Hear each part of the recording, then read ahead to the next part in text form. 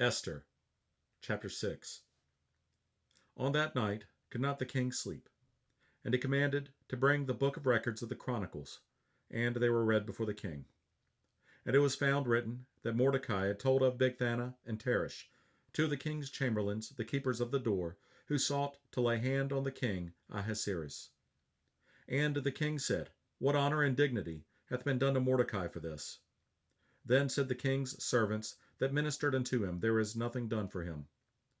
And the king said, Who is in the court? Now Haman was come into the outward court of the king's house, to speak unto the king to hang Mordecai on the gallows that he had prepared for him. And the king's servants said unto him, Behold, Haman standeth in the court. And the king said, Let him come in. So Haman came in, and the king said unto him, What shall be done unto the man whom the king delighteth to honor?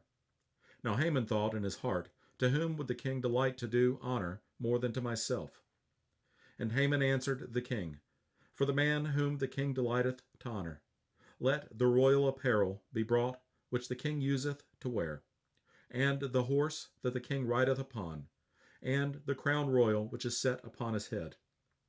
And let this apparel and horse be delivered to the hand of one of the king's most noble princes, that they may array the man withal whom the king delighteth to honor, and to bring him on horseback through the street of the city, and proclaim before him, Thus shall it be done to the man whom the king delighteth to honor.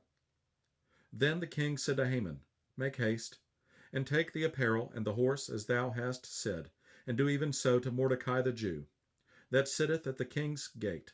Let nothing fail of all that thou hast spoken. Then took Haman the apparel and the horse, and arrayed Mordecai, and brought him on horseback through the street of the city, and proclaimed before him, Thus shall it be done unto the man whom the king delighteth to honor. And Mordecai came again to the king's gate, but Haman hasted to his house mourning, and having his head covered. And Haman told Zeresh his wife, and all his friends, everything that had befallen him. Then said his wise men and Zeresh his wife unto him, If Mordecai be of the seed of the Jews, before whom thou hast begun to fall, thou shalt not prevail against him, but shalt surely fall before him. And while they were yet talking with him, came the king's chamberlains, and hasted to bring Haman unto the banquet that Esther had prepared.